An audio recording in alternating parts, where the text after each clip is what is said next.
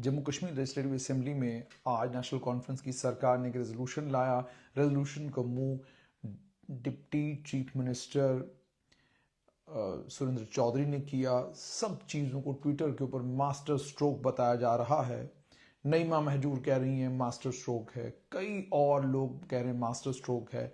National conference के लोग एक दूसरे को बधाई इस तरीके से दे रहे हैं जैसे आज रेजोल्यूशन पास हुआ है, कल नई दिल्ली इस पर बातचीत करेगी और परसों ये मामला हल हो जाएगा।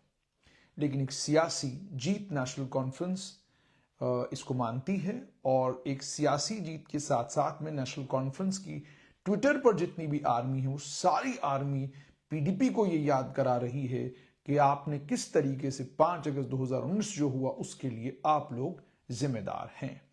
तो चलिए, ये तो वाद विवाद चलता रहेगा, लेकिन बीजेपी ने नेशनल कॉन्फ्रेंस की तारीफ और तारीफ करने के बाद ट्वीट हो गया डिलीट।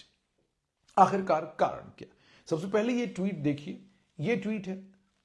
अब आप अंग्रेजी बेसिकली इसकी वहां पढ़ नहीं पाएंगे क्योंकि जब मैं कैमरे के सामने इसको रखता हूं तो आपसे पढ़ ही नहीं जाएगी। तो चलिए मैं पढ़ता हूं।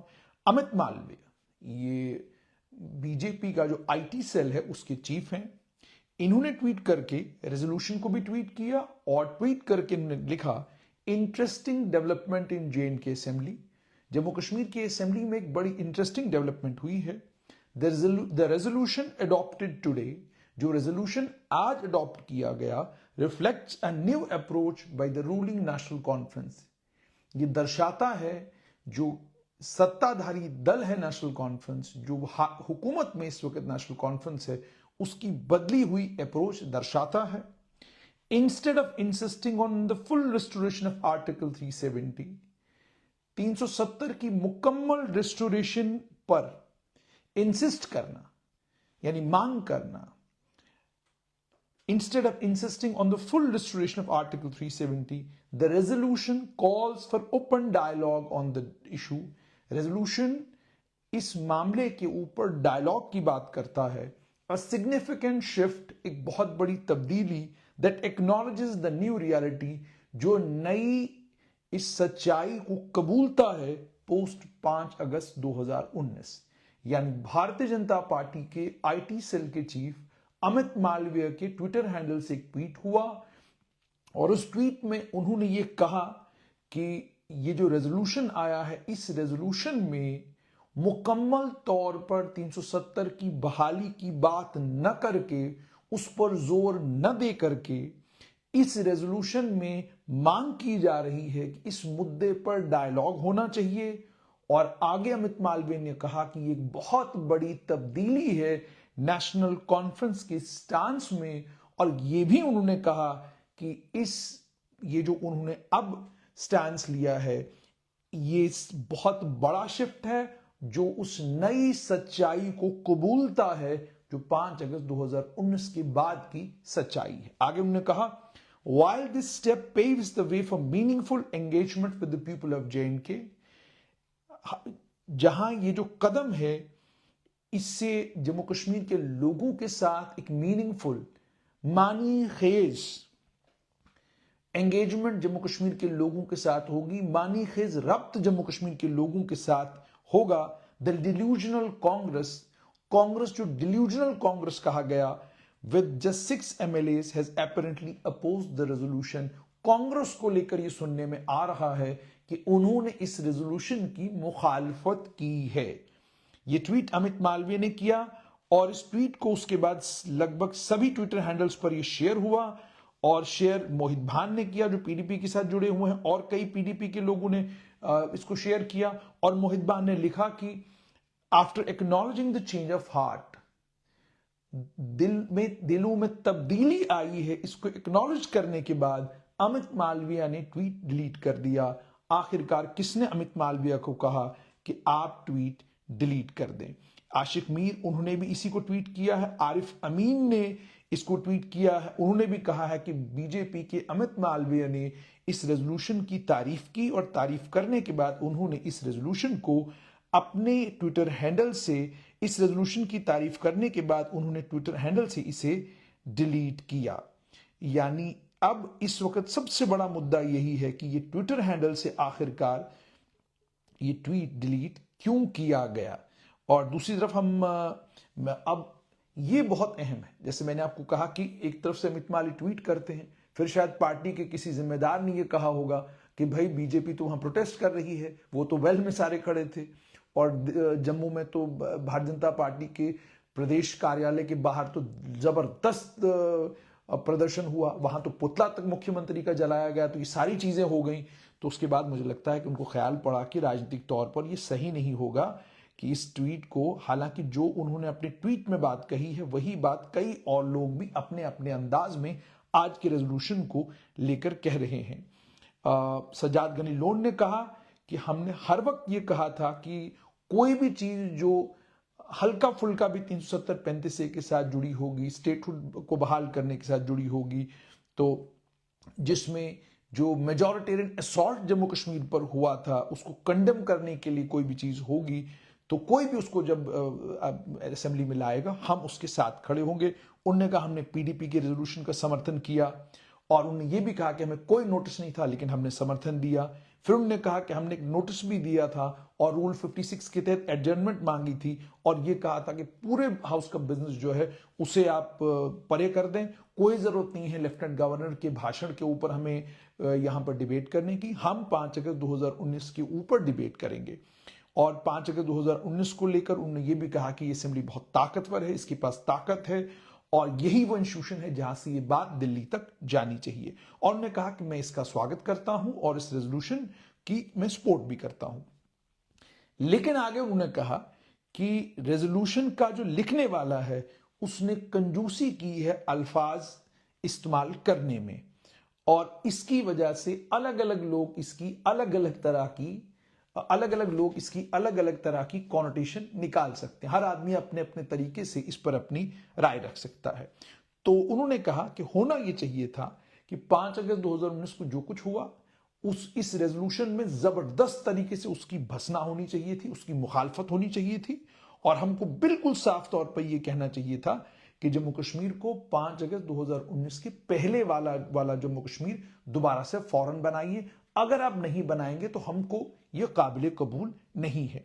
उन्होंने कहा कि अब लेफ्टिनेंट गवर्नर का जो भाषण दिया है उनके भाषण पर भी हमने तरमीम की करारदाद दी है। हमने कई जगहों पर कहा है कि आपने लेफ्टिनेंट गवर्नर के भाषण में ये चीजें नहीं है, उनको इंक्लूड और इनकॉर्पोरेट करने की जरूरत थी, ये सज्जाद गनी लोन ने कहा। और उसके अलावा अगर मैं कश्मीर के बाकी लीडरान की बात करूं तो जैसे मैंने आपको कहा कि नेशनल कॉन्फ्रेंस की जितनी लीडरशिप है वो उमर अब्दुल्ला को मुबारकबाद दे रही है। तनवीर सादिक उमर अब्दुल्ला का एक फोटो ट्वीट कर रहे हैं जिसमें उमर अब्दुल्ला काफी खुश नजर आ रहे हैं, मतलब इस बात से वो काफी खुश नजर आ रहे हैं, और इस बात की तस्कीन है उनको, तसल्ली है उनको कि ये जो रेजोल्यूशन है ये असेंबली में पास हो गया। वो उसको लेकर बात कर रहे हैं। इसी तरीके से पीडीपी के लीडरों ने भी यही बात कही। पीडीपी के वहीदुर रहमान परा ने जो अपना ट्वीट किया है उसमें उन्होंने यही कहा कि जो रेजोल्यूशन आया इसकी जुबान थोड़ी सी अलग हो सकती थी।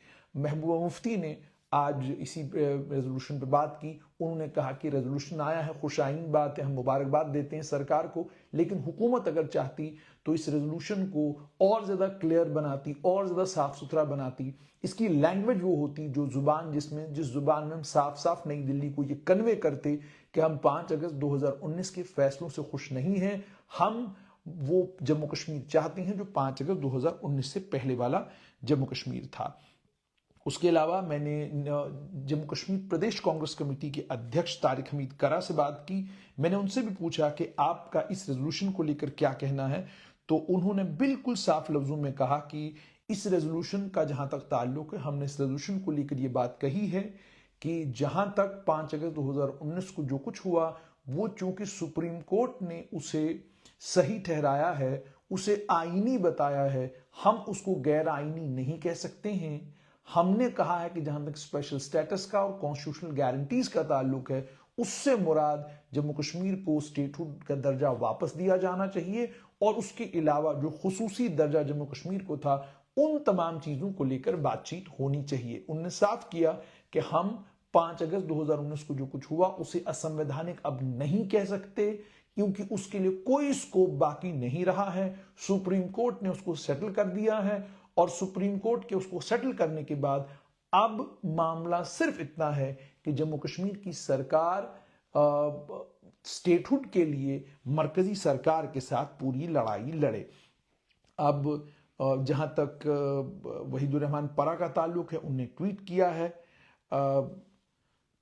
उन्हें ट्वीट करके कहा है, honourable speaker J&K Legislative Assembly, Abdul Rahim Rathar claims he couldn't hear me during my resolution against the abrogation of Article 370। ये बहुत इंटरेस्टिंग है कि जो बुलेटिन आया है असेंबली का, उसमें उन्होंने ये कहा कि अब्दुल रहीम राथर को उन्हें कंग्रेचुलेट किया और आगे नोट में लिखा है, this stage while greeting the honourable speaker the honourable mister Waheedur Rahman Para was saying something which was not audible simultaneously. अच्छा, यहां पर उन्होंने हालांकि जो कुछ वहीदुर रहमान परा ने कहा उस वक्त बिल्कुल सन्नाटा था पूरी असेंबली में, साफ साफ सुनाई दे रहा था कि वो क्या कह रहे हैं, साफ साफ समझ में आ रहा था कि वो क्या कह रहे थे। और उनका आज भी वीडियो जो है वो सोशल मीडिया पर मौजूद है और उस सोशल मीडिया पर वीडियो को सुनकर आपको पता चल सकता है कि वही क्या कह रहे थे और जवाबन क्या कुछ हुआ। उसके बाद उन्होंने ये कहा है, surrender can never be struggle.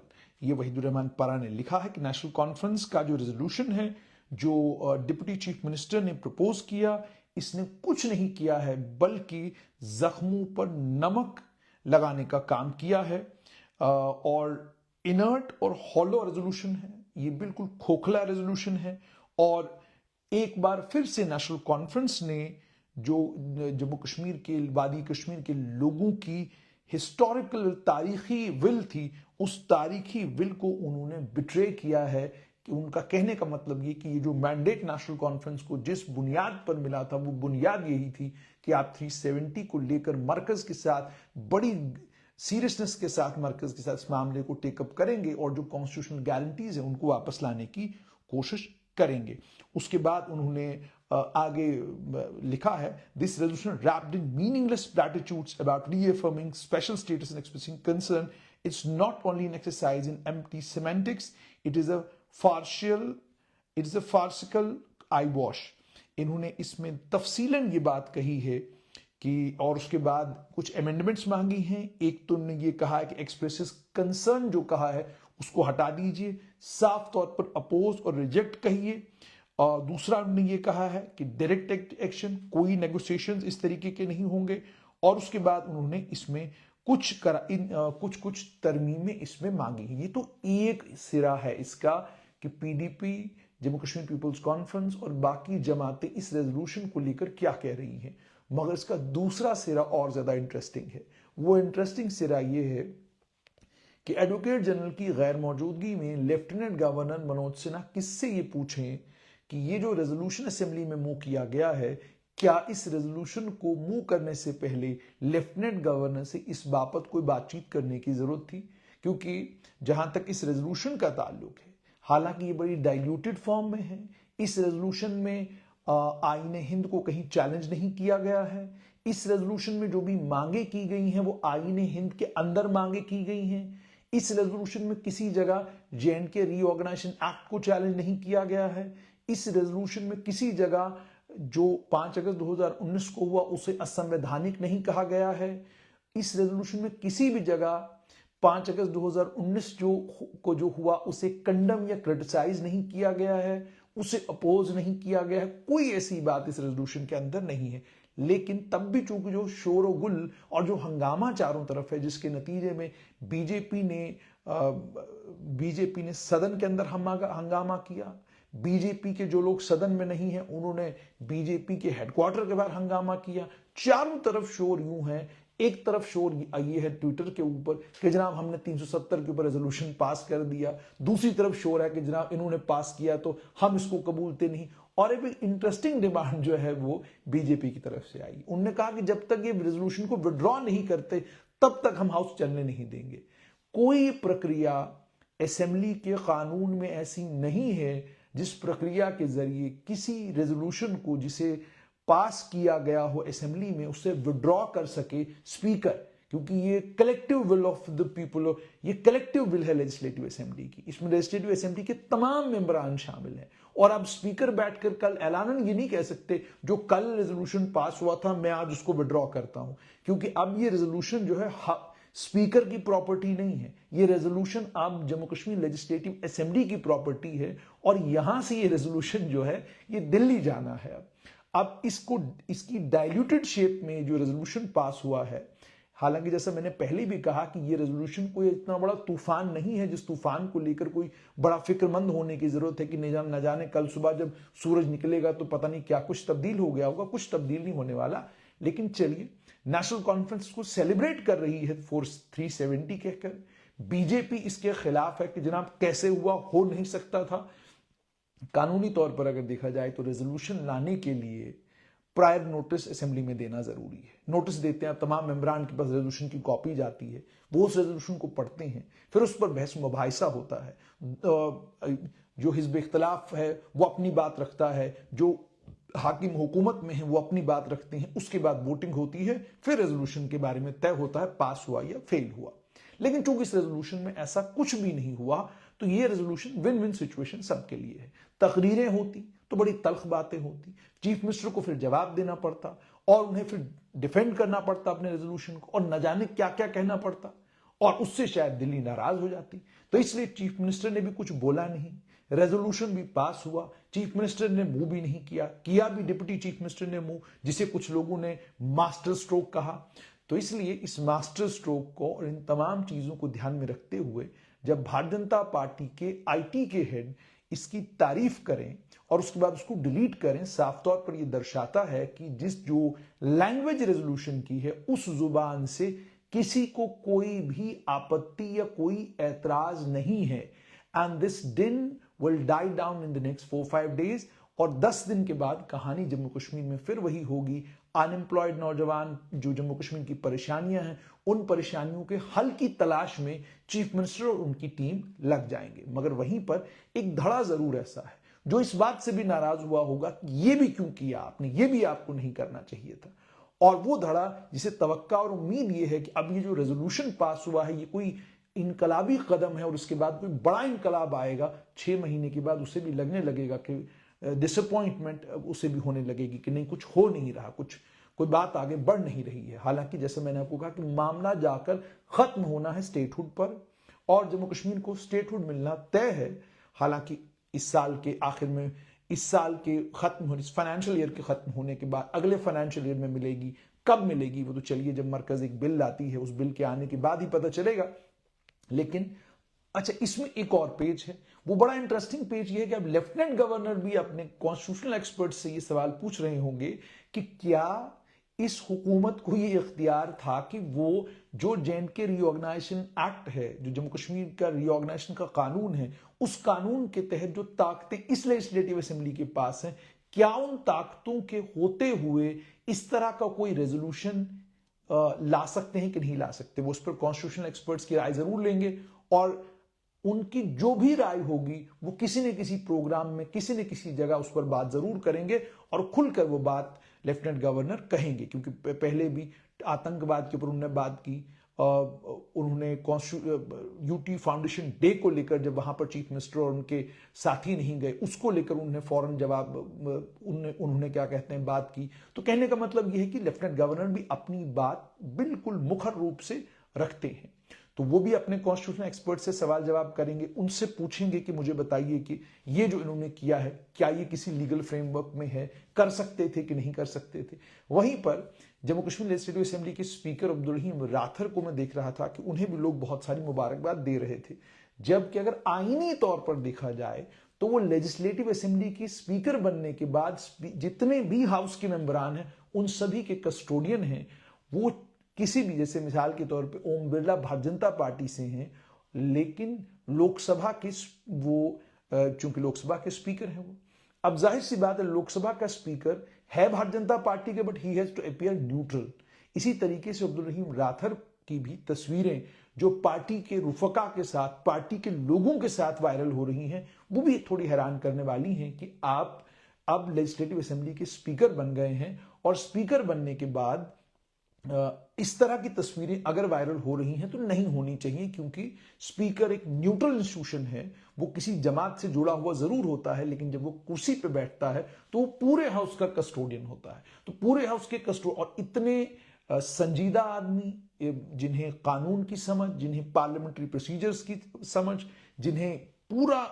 जिनकी पूरी नजर जम्मू कश्मीर लेजिस्लेटिव असेंबली के कामकाज के ऊपर है, तो उनकी जो तस्वीरें वायरल हो रही हैं शायद पुरानी होंगी इसलिए वायरल हो रही हैं, तो उन पर भी निशाना साधा बीजेपी ने, जबकि कोई औचित्य उसका बनता नहीं कि स्पीकर के पास जब कोई रेजोल्यूशन आए और स्पीकर उस रेजोल्यूशन को जब he puts it to vote, तो उसके बाद कहानी खत्म हो जाती है। ये प्रॉपर्टी हाउस की बनता है और हाउस की कस्टोडियन स्पीकर है।